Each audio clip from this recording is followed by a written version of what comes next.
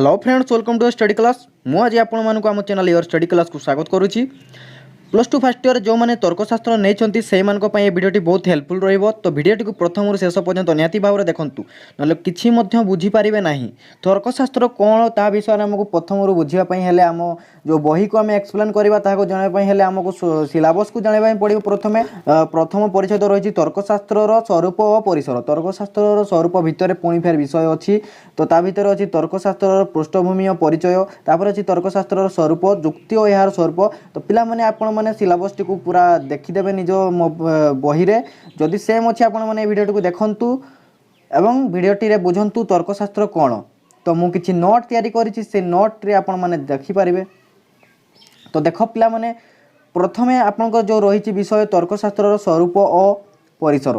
तो तर्कशास्त्र स्वरूप कहले तर्कशास्त्र कौन आमको बुझापी पड़ो प्रथमे। तो तर्कर अर्थ होची पिला माने जिते बेले भी घरे आपण माने तर्क करंती माने कौन आपण माने जेते बेले भी जुक्ति करंती, गोटे कथा को जुक्ति करंती कौन कहंती समस्ते जुक्ति करूछु कथाटी को हमरो। तो माने तुमे माने सेही कथाटी को पूरा सियोर अच्छे जे सेही जिनसटी हबो, सेति पय आपण माने तर्क करंती जुक्ति करंती, तो ताहाकू तर्क कहा गला। ठीक अछि। तो जदि मु एग्जांपल देबी आपण मानकू, गोटे मूर्ख व्यक्ति अछि एवं गोटे पंडित व्यक्ति अछि। तो सेही मूर्ख व्यक्ति टी गोटे जिनस को एपरी एक्सप्लेन करिवो, एपरी सत्य कथा पूरा कहिवो जेपरी लागिवो सेही जिनसटी पूरा सत्य पूरा ठीक अछि बोली। एवं पंडित लोकटी मध्य से तो सब किछि जानिछि, से मध्य सेही बडी भाबरे ताहा एक्सप्लेन करिवो। ठीक अछि ना। तो ताहाकू जदि आमे जानिबा जे कौन अच्छी सेटा ठीक अच्छी या भूल अच्छी जानिबा पई जो जुक्ति करिथो आमे ताहाकू जुक्ति कहा जाए। ठीक अछि, ताहाकू तर्क कहा जाए। तो देख पिला माने तापरे कौन ना तर्कशास्त्र पृष्ठभूमि और परिचय देछि। माने तर्कशास्त्र आमे पृष्ठभूमि तर्कशास्त्र कहिले कौन बुझ ता विषय जानिबा निहाती आवश्यक, नहले तर्कशास्त्र जानि कौन डा हबो। ठीक अछि ना। तो प्रथमे आम तर्कशास्त्र जे बाहर करिछि से होछि प्रथम करी मनुष्य। ठीक अछि। तो प्रथमे ताहा मनुष्य ही बाहर करिथिला जे तर्कशास्त्र कौन बोली। तर्कशास्त्र मनुष्य सांगरे कौन सांग अछि ना तर्क देख मनुष्यर जो एक्सप्लेन करे से मन भावरे जो बुझे, मु जेमति कि आपण मानकू एक्सप्लेन करूछि, मु ताहा मन भितरे कल्पना कर रखिछि, मन भितरे बुझिछि, सेति पई मु आपण मानकू बुझाई पारुछि। तो सेही परि भावरे मनुष्यर जहाँ भी सबू मन भितरे थाए एवं ताहाकू कथा माध्यम रे प्रकाश करे ताहाकू तर्कशास्त्र ही कहा जाए। ठीक अछि। तो ताहाकू प्रथमे मनुष्य बाहर करथिला। आउ कोन ना सभ्यतार आरंभ कालरू आज पर्यंत से तार परिवेश जगत को बुझिबा पई उद्यम करि आसीछि। माने तार जेते सब परिवेश जो परिवेश रहिछि, जो जगत रहिछि, ताको अतीतरू से वर्तमान पर्यंत जानिबा पई चेष्टा करि आसीछि एवं ताहातिर सेथिरे से सफल मध्य हेछि। जदि से ता विषय भाबी पारि न थांता किंबा चिंता करि पारि न थांता, ताहले से आम परिवेश विषय कौन सब रही कौन नाई से ता विषय जानि पारि न थांता। ठीक अछि। मनुष्य गोटे जुगरे जहाँ जानिबा समर्थ होइछि ताहा पूर्व पीढ़ी रे लोकमानक पाखकू प्रसारित होई आसीछि। मनुष्य माने जानिबा पई चाहिले जे कौन ना आकाश रे कौन अछि, आकाश रे जह्न अछि, जह्न पाखकू आमे पहुँचीबा, ताहा मनुष्य कौन से गोटे जीव बोली से गोटे प्रथमे कल्पना कला जे आमे जीवा। तो सेथिरे से चेष्टा मध्य करी से सफल मध्य सेथिरे हैला। ठीक अछि। तो जो जे चिंता करी से जानि पारिला जिनसटी ताहाकू नहीं, ताहाकू ही चिंता को ही कहा गला तर्कशास्त्र जे सेठी पहुँची पारिबो ना पहारिबोनी। तो ताहा से जुक्ति करी सेटाकू पहुँची गला। ठीक अछि। किछि नोट बनेछि, से नोट माध्यम मु तो मानकू आज ए विषयटी एक्सप्लेन करिवि। ठीक अछि। तो नोट टी को देखिबा हमें कौन अच्छी नोट टी रे। देखो पिला माने मु नोट टी को बनेछि, किंतु जेते बेले मु नोट टी को टिके क्लियर करया पय चाहूतिली सेते बेले टिके लेखा गुडी को टिके एपट सेपट हे जाइछि। तो सेति में पिला माने आपण माने ता विषय भावंतु नै, आपण मानको ज्ञान दरकार। तो आपण माने वीडियो टी को देखंतु एवं बुझंतु। ठीक अछि ना। तो देख एठी कहिछि प्रथमे तर्कशास्त्र पृष्ठभूमि कौन अछि ना मनुष्य। मनुष्यर तार चिंता करिवार शक्ति ही तार तर्कशास्त्र। ठीक अछि। भाषा माध्यम रे तार चिंता भावना को प्रकाश करि पारे। मनुष्य कौन करि पारे, फास्ट चिंता कला, चिंता करि सारला परे तापरे सेही कथाटी को से कथा माध्यम रे से भावना को से प्रकाश कला। ଅତୀତର ଗ୍ରନ୍ଥକୁ ଅଧ୍ୟୟନ କରି ସେ ସମୟର ବୈଦିକ ଭାବନା ବିଷୟରେ ଜାଣିପାରୁଛି। ଅତୀତ ପୂର୍ବରୁ ଯେଉଁ ଜିନିଷ ଗୁଡ଼ିକ ଚାଲିଯାଇଛି ସେ ବିଷୟରେ ସେ ଜାଣିପାରୁଛି। ଠିକ୍ ଅଛି ନା। ତାପରେ ଆସିଲା ବିଜ୍ଞାନ। ବିଜ୍ଞାନ କ'ଣ ବୁଝୁଛୁ ଆମେ? ବିଜ୍ଞାନ କହିଲେ କ'ଣ ବୁଝୁଛୁ ନା ବିଜ୍ଞାନ ଦେଖ ମଣିଷର ପ୍ରଥମ କରି ଯେଉଁ ଭାବନା ଶକ୍ତି ଯେଉଁ ଏକ୍ସପ୍ଲେନ୍ କରେ ସେ ତାହା ହେଉଛି ବିଜ୍ଞାନ। ଏମିତିକି ଇନ୍ଦ୍ରିୟ ସାହାଯ୍ୟରେ ପରିବେଶକୁ ପର୍ଯ୍ୟବେକ୍ଷଣ କରେ। ଦେଖ ଇନ୍ଦ୍ରିୟ ଇନ୍ଦ୍ରିୟ କହିଲେ କ'ଣ? ଇନ୍ଦ୍ରିୟ କହିଲେ ହେଉଛି ତୁମର ଆଖି କାନ ନାକ ଏଗୁଡ଼ାକୁ ଇନ୍ଦ୍ରିୟ କୁହାଯାଏ। ସେଇ ଇନ୍ଦ୍ରିୟ ଗୁଡ଼ିକୁ ନେଇ ସେ ଗୋଟେ ଜିନିଷକୁ ପର୍ଯ୍ୟବେକ୍ଷଣ କରିପାରେ। ଯଦି ସେ ଦେଖିପାରିନଥାନ୍ତା ଯଦି ସେ ଭାବି ପାରିନଥାନ୍ତା ତାହେଲେ ସେ କିଛି କରିପାରିନଥାନ୍ତା। ଠିକ୍ ଅଛି। ସେ ସଂକ୍ରାନ୍ତୀୟ ଶୃଙ୍ଖଳାବଦ୍ଧ ଜ୍ଞାନ ଲାଭ କରେ ତାହାକୁ ବିଜ୍ଞାନ କୁହାଯାଏ। ଯେଉଁ ଜ୍ଞାନ ଲାଭଟି କରିଥାଏ ତାହାକୁ ବିଜ୍ଞାନ ବୋଲି କୁହାଯାଏ। ଠିକ୍ ଅଛି। ପିଲାମାନେ ମନେ ରଖିବ କାହାକୁ କୁହାଗଲା ବିଜ୍ଞାନ। ଠିକ୍ ଅଛି। ଦେଖ ପିଲାମାନେ ଯେଉଁମାନେ ବି ତର୍କଶାସ୍ତ୍ର ରଖିଛ ଯେଉଁମାନେ ବି କହୁଛନ୍ତି ଯେ ତର୍କଶାସ୍ତ୍ର କିଛି ବି ମୂଲ୍ୟର ନାହିଁ ପିଲାମାନେ କାହା କଥା ଶୁଣିବ ନାହିଁ ତୁମେମାନେ ଠିକ୍ ବିଷୟ ପୁରା ନେଇଛ। ତର୍କଶାସ୍ତ୍ର ହେଉଛି ତୁମର ଜ୍ଞାନର ବୁଦ୍ଧି। ତର୍କଶାସ୍ତ୍ର ଦେଖ ଯଦି ତୁମେମାନେ ତର୍କଶାସ୍ତ୍ରକୁ ପଢ଼ିବ ତାହେଲେ ତୁମେମାନେ ତର୍କଶାସ୍ତ୍ର ପୁରା ଜ୍ଞାନୀ ହେଇଯିବ ମାନେ ତର୍କଶାସ୍ତ୍ରବିତ୍ ହେଇଯିବ। ପୁରା ଗୋଟେ ଜିନିଷକୁ ଯେମିତି ସାଧାରଣ ମଣିଷ ଯେମିତି ଗୋଟେ ଜିନିଷକୁ ଜାଣିବା ପାଇଁ ହେଲେ କ'ଣ କରେ ସେ ମାନେ ଯଦି ତାକୁ ଆମେ ସିମ୍ପଲ୍ ଭାଷାରେ ଯଦି ବୁଝେଇ କହିବା ସେ ତାହେଲେ ସେଇ କଥାଟିକୁ ସେ ପୁରା ମାନିଯାଏ। ହଁ ବୋଲି ଠିକ୍ ବୋଲି ସେ କୁହେ ଯେ ହଉ ଠିକ୍ ଅଛି। ଯଦି ଆମେ ଗୋଟେ ତର୍କଶାସ୍ତ୍ରବିତ୍କୁ ଯଦି ଆମେ ତାହା ବୁଝେଇବା ସେ ତାହା ସିଧାସଳଖ ଭାବରେ ସେ ମାନିବ ନାହିଁ। ସେ ତାହା ବିଷୟରେ ଏକ୍ସପ୍ଲେନ୍ କରିବ ପୁରା ଜାଣିବ ସତ ୟା ମିଥ୍ୟା ବୋଲି ପୁରା ସେ ଜାଣିପାରିବ। ତ ତୁମେମାନେ ତର୍କଶାସ୍ତ୍ର ବିଷୟରେ ପଢ଼ି ସାରିଲା ପରେ ତୁମେମାନେ ଯାହା ବି ସବୁ କଥା ରହିଛି ସେ କଥା ଗୁଡ଼ିକୁ ସିଧାସଳଖ ପୁରା ମାନିବ ନାହିଁ। ଠିକ୍ ଅଛି ନା। ତ ଏହାର କାରଣ ସେଇଟା ଯେ ତର୍କଶାସ୍ତ୍ର ପଢ଼ିଲେ ଆପଣମାନଙ୍କର ବୁଦ୍ଧି ବଢ଼େ। ଠିକ୍ ଅଛି। ଜ୍ଞାନ ବଢ଼େ। ତ ଦେଖ ପିଲାମାନେ ବେଶୀ ସେଠାରେ ଆଲୋଚନା କରିବିନି। ତ ପିଲାମାନେ ଆମେ ପଢ଼ୁଥିଲୁ କ'ଣ ନା ବିଜ୍ଞାନ ଜାଣିଲୁ ଆମେ। ତ ପ୍ରାକୃତିକ ବିଜ୍ଞାନ ପ୍ରକାର ପ୍ରାକୃତିକ ବିଜ୍ଞାନ ଯେଉଁ ରହିଛି ଆମର କେତେ ପ୍ରକାରର ରହିଛି ଦେଖ କ'ଣ କ'ଣ ରହିଛି ସେଗୁଡ଼ିକ ହେଲା ନା ପଦାର୍ଥ ବିଜ୍ଞାନ ଗୋଟେ ହେଲା ପଦାର୍ଥ ବିଜ୍ଞାନ ଆଉ ଗୋଟେ ହେଲା ରାସାୟନିକ ବିଜ୍ଞାନ ଆଉ ଗୋଟେ ଭୂଗୋଳ ବିଜ୍ଞାନ ଆଉ ଗୋଟେ ତୁମର ତାର ପୁଣି ସେଗୁଡ଼ିକ ଭାଗ କରାଯାଇଛି କ'ଣ ନା ଅର୍ଥନୀତିରେ ଆଉ ରାଜନୀତି ବିଜ୍ଞାନରେ ପୁଣି ସମାଜଶାସ୍ତ୍ରରେ। ପ୍ରଥମେ ତୁମମାନଙ୍କର ଆସୁଛି କ'ଣ ନା ପଦାର୍ଥ ବିଜ୍ଞାନ। ପଦାର୍ଥ ବିଜ୍ଞାନ କ'ଣ? ପଦାର୍ଥ ଶକ୍ତି ବିଷୟରେ ଜାଣିବାକୁ ଆମକୁ ପଦାର୍ଥ ବିଜ୍ଞାନ ଦରକାର। ଠିକ୍ ଅଛି। ତ ତାହାକୁ ପଦାର୍ଥ ବିଜ୍ଞାନ କୁହାଯାଏ। ଦେଖ ପଦାର୍ଥ ଶକ୍ତି ବିଷୟରେ ଜାଣିଲ ତ ତାହାକୁ ପଦାର୍ଥ ବିଜ୍ଞାନ କୁହାଗଲା। ଠିକ୍ ଅଛି। ଆଉ ଯେଉଁ ଜାଗାରେ ତୁମେ ମାନେ ପଦାର୍ଥର ଗଠନ ମାନେ କିପରି ସେଇ ଜିନିଷଟି ତିଆରି ହେଇଛି ଗଠନ ହେଇଛି ଏବଂ ତା ପରସ୍ପର ଭିତରେ ପ୍ରତିକ୍ରିୟା କ'ଣ ରଖୁଛି ତାହାକୁ ଜାଣିବାକୁ ରାସାୟନିକ ବିଜ୍ଞାନ କୁହାଯାଏ। ତାପରେ ଭୂଗୋଳ ବିଜ୍ଞାନ କ'ଣ? ଗ୍ରହ ନକ୍ଷତ୍ର ସ୍ଥିତି। ଗ୍ରହ ତ ଜାଣିଛ ତୁମେମାନେ ପୃଥିବୀ ମଧ୍ୟ ଗୋଟେ ଗ୍ରହ ମଙ୍ଗଳ ମଧ୍ୟ ଗୋଟେ ଗ୍ରହ। ତ ନକ୍ଷତ୍ର କହିଲେ ତାରା ତୁମେମାନେ ଜାଣିଛ ସେମାନଙ୍କ ଭିତରେ ଥିବା ଗତିପଥର ବ୍ୟାଖ୍ୟା। ଠିକ୍ ଅଛି। ତ ତାହାକୁ ଭୂଗୋଳ କୁହାଯାଏ। ପିଲାମାନେ ଆଗରୁ ମଧ୍ୟ ଭୂଗୋଳ ପଢ଼ି ଆସୁଥିବ। ଠିକ୍ ଅଛି ନା। ତ ତୁମେମାନେ ଜାଣିପାରୁଥିବ ଯେ ଭୂଗୋଳ କ'ଣ ଭୂଗୋଳ ବିଜ୍ଞାନ କ'ଣ ବୋଲି। ଠିକ୍ ଅଛି। ବୁଝିପାରୁଥିବ ତୁମେମାନେ ମୁଁ ଜାଣିଛି ତୁମେମାନେ ବୁଝିପାରୁଥିବ। ତାପରେ କ'ଣ ନା ଦିଆହେଇଛି ଅର୍ଥନୀତି। ଅର୍ଥ ବିଷୟରେ ଯେତେ ସବୁ ଅର୍ଥ ବିଷୟରେ ଜାଣିବାକୁ ହେଲେ ଅର୍ଥନୀତି କୁହାଯାଏ। ରାଜନୀତି ବିଜ୍ଞାନ ରାଜନୀତି ପଲିଟିକ୍ସ ଯେଉଁ ରହିଛି ତା ବିଷୟରେ ଜାଣିବାକୁ ହେଲେ ରାଜନୀତି ବିଜ୍ଞାନ କୁହାଯାଏ। ସମାଜଶାସ୍ତ୍ର କ'ଣ? ସମାଜ ବିଷୟରେ ଥିବ ତାହାକୁ ସମାଜଶାସ୍ତ୍ର କୁହାଯିବ। ଠିକ୍ ଅଛି। ଭୌତିକ ବିଜ୍ଞାନ ଦେଖ କ'ଣ ନା ଗାଣିତିକ ଅଧ୍ୟୟନ। ଏଠାରେ ସ୍ୱତଃ ସିଦ୍ଧ ନିୟମ ଓ ଅବରୋହ ପଦ୍ଧତି ବ୍ୟବହାର ହୁଏ। ତୁମର ଗାଣିତିକ ଅଧ୍ୟୟନ ଗାଣିତିକ ଭାଷା ବିଷୟରେ ଜାଣିଥିବା ଦରକାର। ଠିକ୍ ଅଛି।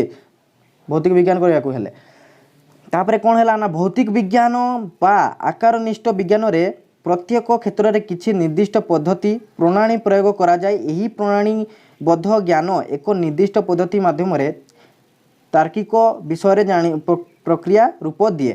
ଠିକ୍ ଅଛି। ଭୌତିକ ବିଜ୍ଞାନ ବିଷୟରେ ଜାଣିପାରିଲ। ତାପରେ ଅନୁକରଣ ଦ୍ୱାରା ଜଣେ ଅର୍ଥପୂର୍ଣ୍ଣ ଭାବେ ଭାଷା ବ୍ୟବହାର କରିଥାଏ। ହେଉଛି ଅନୁକରଣ ଦ୍ୱାରା ମାନେ ଜଣଙ୍କର ସେ ମାନେ ଜଣେ ଯାହା ବୁଝିଛି ତାହାକୁ ସେ ଦେଖିକରି ଯେଉଁ ଜିନିଷଟି ବୁଝିଲା ମାନେ ଜଣେ ଗୋଟେ କାମ କରୁଛି। ଠିକ୍ ଅଛି ନା। ଗୋଟେ ପିଲାକୁ ଯେମିତି ଆମେ ଶିଖେଇବା କ'ଣ ଶିଖେଇବା ନା ତୁ ସମସ୍ତଙ୍କୁ ସମ୍ମାନ ଦେବୁ ତାଙ୍କୁ ବୋଲି ଡାକିବୁ ବାପାଙ୍କୁ ସମ୍ମାନ ଦେବୁ ମାଆଙ୍କୁ ସମ୍ମାନ ଦେବୁ ବାପାଙ୍କୁ ବାପା ବୋଲି ଡାକିବୁ। ତ ତାହାକୁ କ'ଣ କୁହାଗଲା ନା ଅନୁକରଣ। ଠିକ୍ ଅଛି ନା। ଅନୁକରଣ କହିଲେ କ'ଣ ବୁଝିପାରିଲ ପିଲାମାନେ? ଯେଉଁ ଜିନିଷଟିକୁ ଦେଖିକି ଶିକ୍ଷା ହେଇଥାଏ ତାହାକୁ ଅନୁକରଣ କୁହାଯାଏ। ତ ଏଠି କ'ଣ ହେଲା ନା ଏଠି କ'ଣ କହିଲା ନା ଅନୁକରଣ ଦ୍ୱାରା ଜଣେ ଅର୍ଥପୂର୍ଣ୍ଣ ଭାବେ ଭାଷା ବ୍ୟବହାର କରିଥାଏ। ତାହେଲେ ଅନୁକରଣ କରି ସେ ସେଇ ଭାଷାଟିକୁ ଜାଣିପାରିଥାଏ। ଠିକ୍ ଅଛି। କିନ୍ତୁ ଭାଷାର ଅର୍ଥପୂର୍ଣ୍ଣ ପ୍ରୟୋଗ ସମ୍ପର୍କିତ ବିଧି ନିୟମ ବିଷୟରେ ସେ ସଚେତନ ନଥାଏ। କିନ୍ତୁ ସେ ଜାଣିଥାଏ ଯେ ସେଠି ମୁଁ କ'ଣ ନା ସେଇ କଥାଟି ସତ। କ'ଣ ପାଇଁ ନା ସେ ବି ମଧ୍ୟ ସେହିପରି କହିଥିଲା। ଯେପରି ଭାବରେ ମୁଁ ତୁମମାନଙ୍କୁ ବୁଝାଉଛି ଜିନିଷଟି, ତ ତୁମେମାନେ ସେହିପରି ଭାବରେ ବୁଝିବ। ଠିକ୍ ଅଛି ନା। ତୁମେମାନେ ଜାଣିପାରିବ ଯେ ଏଇଟା ଠିକ୍ ବୋଲି। ଠିକ୍ ଅଛି। ତ କିନ୍ତୁ ତୁମେମାନେ ଯେମିତିକି ଗୋଟେ ପିଲାକୁ କହିଲୁ ଯେ ଆମେ ତାକୁ ସମ୍ମାନ ଦେବୁ, ତାଙ୍କୁ ବାପା ଡାକିବୁ, ତାଙ୍କୁ ମା ଡାକିବୁ, ଡାକିଲା, କିନ୍ତୁ ସେ ତା ବିଷୟରେ ଜାଣେନି ଯେ ମୁଁ କ'ଣ ପାଇଁ ଡାକିବି, କ'ଣ ପାଇଁ ତାକୁ ସମ୍ମାନ ଦେବି। ଠିକ୍ ଅଛି ନା। ତା ବିଷୟରେ ଜାଣେ ନାହିଁ। ତ ସେହିପରି ଭାବରେ ଏକ୍ଜାମ୍ପଲ୍ଟି ହେଲା। ଗୋଟେ ଏକ୍ଜାମ୍ପଲ୍ ଯଦି ଦେବି ମୁଁ, ନିରୀକ୍ଷର ବ୍ୟକ୍ତି ବା ସାଧାରଣ ବ୍ୟକ୍ତି। ନିରୀକ୍ଷର ବ୍ୟକ୍ତି କହିଲେ ସାଧାରଣ ବ୍ୟକ୍ତି। ଠିକ୍ ଅଛି। ତ ସାଧାରଣ ବ୍ୟକ୍ତି କ'ଣ ହେଲା ନା ଭାଷା ବ୍ୟବହାର କରି ଭାବ ପ୍ରକାଶ କରେ। ଭାଷାର ବ୍ୟବହାର କରିକି ସେ ଗୋଟେ ଭାବନାକୁ ତିଆରି କରିଥାଏ। କିନ୍ତୁ ଭାଷାର ବ୍ୟାକରଣଗତ ନିୟମ ସେ ଜାଣିନଥାଏ। ଭାଷାଟି କେଉଁଠି ପ୍ରୟୋଗ କରାଯିବ ତାହା ସେ ଜାଣିନଥାଏ। କିନ୍ତୁ ସେ ଗୋଟେ ହିଁ ଜାଣିଥାଏ ଯେ ଭାଷାଟି କିପରି ପ୍ରକାଶ କରାଯିବ, କିପରି ଏକ୍ସପ୍ଲେନ୍ କରାଯିବ, ମାନେ ତାହା ବିଷୟରେ ସେ ଜାଣିଥାଏ ଯେ ସେଇଟା କ'ଣ ବୋଲି। କିନ୍ତୁ ସେ ଜାଣିଥାନ୍ତି ଯେ ଏଠି କେଉଁ ଜାଗାରେ ପ୍ରୟୋଗ କରାଯିବ ଏଇ ଭାଷାଟିକୁ। ଠିକ୍ ଅଛି ନା। ବ୍ୟାକରଣକାର କେଉଁମାନେ ନା ବ୍ୟାକରଣକାର ଯେଉଁମାନେ ବ୍ୟାକରଣ ପଢ଼ନ୍ତି ସେମାନଙ୍କୁ ବ୍ୟାକରଣକାର କୁହାଯାଏ। ବିଶେଷ ବିଜ୍ଞାନୀ ଯେଉଁମାନେ ଯେଉଁମାନେ ବୈଜ୍ଞାନିକ ଯେଉଁମାନେ। ଠିକ୍ ଅଛି ନା। ଜଣେ ତର୍କବିତ୍ ଯେଉଁମାନେ ତର୍କଶାସ୍ତ୍ରବିତ୍। ଠିକ୍ ଅଛି ନା। ତ ଏମାନଙ୍କ ଭିତରେ 3 ଜଣଙ୍କ ଭିତରେ ଆମେ ଦେଖିବା କ'ଣ ରହିଛି ତର୍କଶାସ୍ତ୍ର ନା ଭାଷାର ବିଧି ମାନଦଣ୍ଡକୁ ସେ ଲଗାଇ ସେ ବ୍ୟାକରଣକାର ଜାଣିପାରିବେ ଯେ ସେଇ ଜିନିଷଟି ଠିକ୍ ୟା ଭୁଲ। ବିଶେଷ ବିଜ୍ଞାନୀ ତାର ପର୍ଯ୍ୟବେକ୍ଷଣ ଏବଂ ତାର ସିଦ୍ଧାନ୍ତକୁ ପହଞ୍ଚି ସେ ଜାଣିପାରିବ ଯେ ଏ ଜିନିଷଟି କିପରି ହେଇଥିଲା, କିପରି କରାଯିବ। ଠିକ୍ ଅଛି। କିନ୍ତୁ ଗୋଟେ ତର୍କଶାସ୍ତ୍ରବିତ୍ କ'ଣ ନା କେଉଁ ଭିତ୍ତିରେ ତାହା କରାଯାଏ ଏବଂ ବୈଧ କିମ୍ବା ଅବୈଧ, ତାହା ବୈଧ ୟା ଅବୈଧ ହେଇପାରିବ ୟା ହେଇପାରିବ ନାହିଁ, ତାହା ବିଷୟରେ ସେ ଜାଣିକି ସେଇ ଜିନିଷଟିକୁ ସେ ବିଶ୍ୱାସ କରେ। ପୁରା ମାତ୍ରାରେ ବିଶ୍ୱାସ କରେ ନାହିଁ ଯେ ସେଇଟା ଠିକ୍ ବୋଲି। କିନ୍ତୁ ଗୋଟେ ବ୍ୟାକରଣକାରକୁ ଯଦି ଆମେ କହିବା ଯେ ଏଇ ଜିନିଷଟା ହେବ, ତ ସେ ମାନି ନେବ ଯେ ହଁ ହେବ ବୋଲି। କିନ୍ତୁ ଜଣେ ବିଜ୍ଞାନୀକୁ ଯଦି ଆମେ କହିବା ତ ତାହା ବିଷୟରେ ସେ ପର୍ଯ୍ୟବେକ୍ଷଣ କରି ସେ ଜାଣିପାରିବ, ସେ ମଧ୍ୟ କହିବ ହଁ ଏଇଟା ଠିକ୍ ଅଛି। କିନ୍ତୁ ଜଣେ ତର୍କଶାସ୍ତ୍ରବିତ୍ ତର୍କବିତ୍ ଗୋଟେ କ'ଣ କହିବ ନା ତାହା ତୁମର ବୈଧ ଅବୈଧ ଏବଂ ତାର କେଉଁ ଭିତ୍ତିରେ ତାହା ହେଇପାରିଲା ତାହା ବିଷୟରେ ସେ ଜାଣି ତାହାକୁ ଠିକ୍ ବୋଲି ସେ କହିବ। ତ 3 ଜଣଙ୍କର ତାଙ୍କର ଭାବନା ଶକ୍ତି ଅଲଗା ଅଲଗା। ଠିକ୍ ଅଛି। ତ ସେଇ 3 ଜଣଙ୍କ ମଧ୍ୟରେ ଗୋଟେ ଜିନିଷରେ ଯଦି ଯୁକ୍ତି ହୁଏ, ତାହା ମାନେ ଗୋଟେ ଜିନିଷକୁ ନେଇକି ଯଦି ସେଟା ସେମାନେ ଏ ବି ତୁମର ବ୍ୟାକରଣକାର ବି କହିବ ହଁ ଏଇଟା ଠିକ୍ ଅଛି, ବିଶେଷ ବିଜ୍ଞାନୀ ବି ମଧ୍ୟ କହିବ ଏଇଟା ଠିକ୍ ଅଛି, ଜଣେ ତର୍କବିତ୍ ବି ମଧ୍ୟ କହିବ ଏଇଟା ଠିକ୍ ଅଛି। ତ ତାହେଲେ ତାଙ୍କ ଭିତରେ ଯେଉଁ 3 ଜଣଙ୍କ ଭିତରେ ଯେଉଁ କଥାଟିକୁ ନେଇକି ମାନେ ଯୁକ୍ତି ହେଲା ତାହାକୁ ହିଁ ଯୁକ୍ତି କୁହାଗଲା। ଠିକ୍ ଅଛି ନା। ଏବଂ ତାହାକୁ ନେଇକି ତୁମର ତର୍କଶାସ୍ତ୍ରଟି ହେଇପାରେ। ଦେଖ କିପରି ନା ତର୍କଶାସ୍ତ୍ର ଏକ ଅନୁଚିନ୍ତନ ପ୍ରକ୍ରିୟା, ଗୋଟେ ଚିନ୍ତା କରିବା ପ୍ରକ୍ରିୟାକୁ ତର୍କଶାସ୍ତ୍ର କୁହାଗଲା। ଠିକ୍ ଅଛି। ମାନେ ମନରେ ସେ ଭାବୁଛି ସେଥିପାଇଁ ତାକୁ ତର୍କଶାସ୍ତ୍ର ବୋଲି କୁହାଗଲା। ତର୍କର ଶାସ୍ତ୍ର। ଠିକ୍ ଅଛି ନା। ନୀତି ଯେମିତିକି ଉଦାହରଣ ଯଦି ମୁଁ ପ୍ରଥମରେ ଆପଣମାନଙ୍କୁ ଗୋଟେ ଉଦାହରଣ ଦେଇଥିଲି କ'ଣ ନା ସକାଳ ଶଯ୍ୟା ତ୍ୟାଗ କରି ଯଦି ତୁମେମାନେ ସକାଳେ ଉଠି ଦେଖିଲ ଯେ ରାସ୍ତା ଭିଜିଛି ହେଲା, ରାସ୍ତା ଯଦି ଓଦା ଦେଖାଉଛି ତ ତୁମେମାନେ କ'ଣ ମନ ଭିତରେ ଭାବି ନେଲ ଯେ ବର୍ଷା ହେଇଥିଲା। ଠିକ୍ ଅଛି ନା। ମନ ଭିତରେ ଗୋଟେ ଆସିଲା କ'ଣ ନା ବର୍ଷା ହେଇଥିଲା। କିନ୍ତୁ ତୁମେମାନେ ସେଇଟା ସତ୍ୟ କିମ୍ବା ମିଥ ଯେଟା ଜାଣିପାରିଲ ନାହିଁ, ଯେଉଁଟା ଦେଖିଲ ସେଇଟା ହିଁ କିନ୍ତୁ ଜାଣିଲ। ଯଦି ସେଇ ରାସ୍ତାରେ ଯଦି କେହି ଗୋଟେ ବର୍ଷା ପାଣି ପକାଇଥିବ କିମ୍ବା ବର୍ଷା ହେଇ ହିଁ ନଥିବ, ତ ସେଟା ତୁମେ ଜାଣିପାରିଲନି ସେଟା ଠିକ୍ ୟା ଭୁଲ ବୋଲି। ତୁମେମାନେ ଯେଉଁଟା ଭାବିଲ ମନ ଭିତରେ ଯେଉଁଟା ଆସିଲା ସେଇଟା ଜାଣିଗଲ ଯେ ହଁ ସେଇଟା ବର୍ଷା ହେଇଥିଲା ବୋଲି। ଠିକ୍ ଅଛି। ତ ମନ ଭିତରେ ଯେଉଁଟା ଭାବିଲ ଏବଂ ଯେଉଁଟା କଥା ମାଧ୍ୟମରେ ଯୁକ୍ତି କରିବ ଯେ ହଁ ଏଇଟା ସତରେ ହେଇଥିଲା ବର୍ଷା ନା ହେଇଥିଲାନି, ତ ତାହାକୁ ହିଁ ତୁମର ତର୍କଶାସ୍ତ୍ର କୁହାଗଲା। ଚିନ୍ତା ଓ ଭାବନାକୁ ନେଇକି ତୁମର ତର୍କଶାସ୍ତ୍ର ହେଲା। ସବୁବେଳେ କହୁଛି ମୁଁ, ଦେଖ ଚିନ୍ତା ଓ ଭାବନାକୁ ନେଇକି ତୁମ ତର୍କଶାସ୍ତ୍ର ତିଆରି ହେଇଛି। ଯୁକ୍ତି ହେଲେ ଯାଇ ତୁମର ସେଟା ତର୍କଶାସ୍ତ୍ର କୁହାଯିବ। ଯୁକ୍ତିରେ ସେଟା ଜାଣିବ ଯେ ଠିକ୍ ୟା ଭୁଲ, ଦେଲେ ଯାଇ ଜାଣିପାରିବ ସେଟା ତର୍କଶାସ୍ତ୍ର ବୋଲି। ରାସ୍ତାରେ ବ୍ୟକ୍ତି जमा हेबा माने तुम मन भितर गोटे मुझे कहली तुमको देख रास्तार व्यक्ति जमा हेबा तुम मन भितर सांगे सांगे आसीगला जे गोटे रास्तार व्यक्ति मैंने लोक मैंने जमा होती मैंने किसी गोटे कारण होती निहाती मन भितर गोटे आसला कौन से भिड़ छिड़ा निहाती गोटे एक्सीडेंट होती ना कौन भिड़ छिड़ा हेले ठीक अच्छे। तो अनुमान सिद्धांत उपनीत होबार एक मानसिक प्रक्रिया ये जो उदाहरण देली तार अनुमान तुम मैंने अनुमान कल जो एक्सीडेंट है तार सिद्धांत पहुँचा ठीक केते प्रकार ठीक केते पर्यंत ताहा ठीक जे एक्सीडेंट हेजी बोली ताहा तुमर यही जो वाक्यटा ताहार माने ठीक अच्छे ना। यह भाषा भाषा रे व्यक्त हेले जुक्ति हुए यह भाषा रे व्यक्त हेले जदि ठीक है ताहले माने जदि व्यक्त हेले माने से भी कहतबो एटा एक्सीडेंट हेतला से कहतबो ना एटा एक्सीडेंट नहीं तो ताहले ता विषय से ठीक भावटा को जानिबा पई हेले तुमको जुक्ति करबा पई पड़े ठीक अच्छे ना। जुक्ति वैध बा अवैध जानिबा तर्कशास्त्र आलोचना परिसर युक्त ताले तर्कशास्त्र रे कौन सब आम जानिबा जुक्ति वैध या अवैध ठीक या भूल ठीक अच्छे ना। तो जानी पारलो तापर कौन कहला तर्कशास्त्र कहले कौन बुझ देख पिला माने पूरा वाक्य लिखाई ना विभिन्न प्रकार प्रक्रिया को जुक्ति को अनुध्यान करी से सबूर वैधता स्थिर करबा ही तर्कशास्त्र माने विभिन्न प्रकार प्रक्रिया को जुक्ति को अनुध्यान करी ता विषय अनुध्यान करी ता विषय जानी गोटे जिनसर वैधता स्थिर करने को हेले ताहाकू तर्कशास्त्र कहगला। आ कौन एथिरे जुक्तिर स्वरूप कौन यार केते प्रकार किपरि जुक्ति कले वैध जुक्ति हेबो ठीक अच्छे किपरि जुक्ति कले यह ठीक हेबो बोली किपरि ये कले तार माने जुक्तिर स्वरूप कौन यह केते प्रकार ठीक अच्छे ना ताहाकू जानिबा पई मध्य तुम तर्कशास्त्र कहा जाए।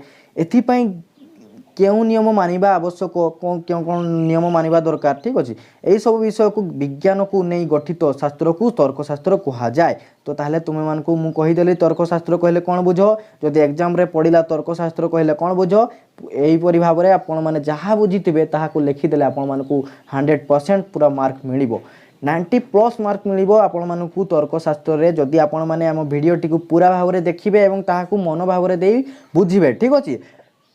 तो देख शेष में मुझे कहवाई चाहूँगी किपरि भाव में मुझे एक्सप्लेन कली देख प्रथम आसिलु आम मनीष मनीष बनईला तर्कशास्त्र विषय जानिलु तापरे तार इंद्रिय ठीक अच्छे इंद्रिय को लेकिन से किपरि भाव में जानी पारुची एवं विज्ञान को लेकिन से किपरि भाव में जानला एवं तार अनुमान को किपरि कला से अनुमान गोटे जिनस को अनुमान करके जानिला आउ जुक्ति ठीक अच्छे जुक्ति कला अनुमान कला ठीक अच्छे ताहाकू नहीं तुमर है तर्कशास्त्र तैयारी ठीक अच्छे। तो केउठारू आमे केउठी को पहुँचलु देख मनुष्य पाखर पहुँचलु तर्कशास्त्र माने एहीपरि भाव में आपण मानकू एक्सप्लेन कला परे ही आपण माने बुझीपारे जे तर्कशास्त्र कौन ठीक अच्छे।